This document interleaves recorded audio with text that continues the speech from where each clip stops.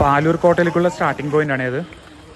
വന്നപ്പോൾ തന്നെ ഒരു പൈനാപ്പിള്, നല്ല ഉപ്പിലിട്ട നല്ല അടിപൊളി പൈനാപ്പിള്.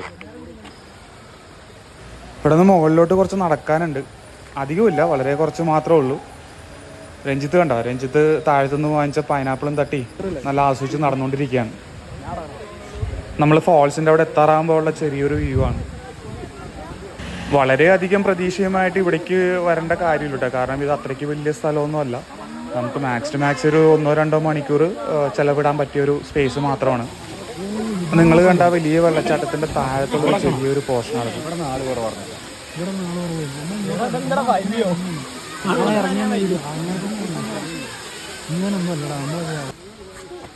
മുകളിലോട്ട് കയറുമ്പോൾ കുറച്ച് ശ്രദ്ധിച്ചൊക്കെ കയറേണ്ടി വരും, കാരണം കുറച്ച് ഒന്നാമത്തെ കാര്യം മഴയൊക്കെ പെയ്ത് നിൽക്കണതുകൊണ്ട് കുറച്ച് സ്ലിപ്പറിയാണ്, പിന്നെ കുറച്ച് ഡിഫിക്കൽട്ടും കൂടിയാണ് മേലേക്ക് ക്ലൈംബ് ചെയ്യാനായിട്ട്.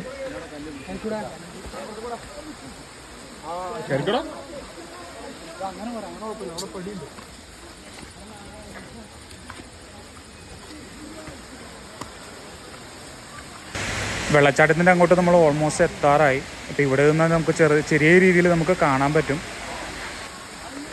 വെള്ളച്ചാട്ടത്തിൻ്റെ അടുത്തേക്ക് നമ്മൾ ഓൾമോസ്റ്റ് എത്തി. ഇതാട്ടോ വെള്ളച്ചാട്ടം നമ്മൾ പറഞ്ഞു. ഈ വെള്ളച്ചാട്ടത്തിൻ്റെ മുകളിലോട്ട് നമുക്ക് പോകാൻ പറ്റും കേട്ടോ, പക്ഷേ വഴികൾ കുറച്ച് പ്രയാസമായതുകൊണ്ട് വീഡിയോസ് ഒന്നും എടുക്കാൻ പറ്റിയില്ല.